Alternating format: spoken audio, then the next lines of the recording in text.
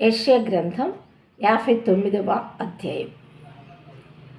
రక్షింపనేరక యుండునట్లు యెహోవా హస్తము కురుచు కాలేదు, విననేరక యుండునట్లు ఆయన చెవులు మందము కాలేదు. మీ దోషములు మీకును మీ దేవునికిని అడ్డముగా వచ్చును, మీ పాపములు ఆయన ముఖమును మీకు మరుగుపరచును గనుక ఆయన ఆలకింపకున్నాడు.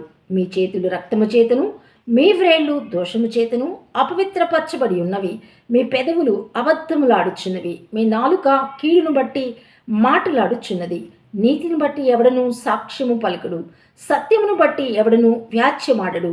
అందరూ వ్యర్థమైన దాన్ని నమ్ముకుని మోసపు మాటలు పలుకుదురు. చెడుగును గర్భమును ధరించి పాపమును కందురు. వారు మిడునాగుల గుడ్లను పొదుగుదురు, సాలెపురుగుల వల నేయుదురు. ఆ గుడ్లు తినువాడు చచ్చును. వాటిలో ఒకదానిని ఎవడైనా త్రొక్కిన ఎడల విషసర్పం పుట్టును. వారి పట్టుబట్ట నేయుటకు పనికిరాదు, వారు నేసినది ధరించుకుంటకు ఎవనికిని వినియోగింపదు.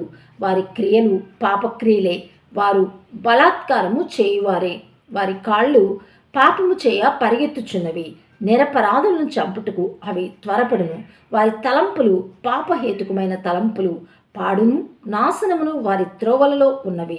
శాంతవర్తమానము వారు ఎరుగరు, వారి నడవడుల్లో న్యాయము కనపడదు. వారు తమ కొరకు వంకర త్రోవలు కల్పించుకొనుచున్నారు, వాటిలో నడుచువాడెవడను శాంతి నొందడు. కావున న్యాయము మాకు దూరముగా ఉన్నది, నీతి మమ్మను కలుసుకుంటలేదు. వెలుగు కొరకు మేము కనిపెట్టుకొనుచున్నాము గాని చీకటియే ప్రాప్తించును. ప్రకాశము కొరకు ఎదురుచూచుచున్నాము గాని అంధకారంలోనే నడుచుచున్నాము. గోడ కొరకు గుడ్డివారి వలె తడువులాడుచున్నాము, కన్నులు లేని వారి వలె తడువులాడుచున్నాము. సంధ్య చీకటి ఎందువల్లనే మధ్యాహ్న కాలమున కాలుజారి పడుచున్నాము. బాగుగా బ్రతుకుచున్న వారిలో నుండి చచ్చిన వారి వలె ఉన్నాము.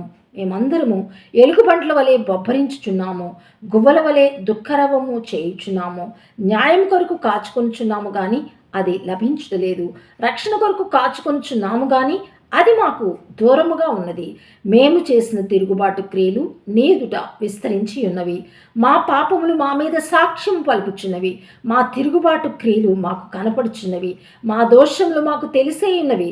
తిరుగుబాటు చేయుటయు యెహోవాను విసర్జించుటయు మా దేవుని వెంబడింపక వెనుక తీయుటయు, బాధాకరమైన మాటలు విధికి వ్యతిరిక్తమైన మాటలు వచించుటయు, హృదయమును యోచించుకుని అసత్యపు మాటలు పలుకుటయు ఇవియే మా వలన జరుగుచున్నవి.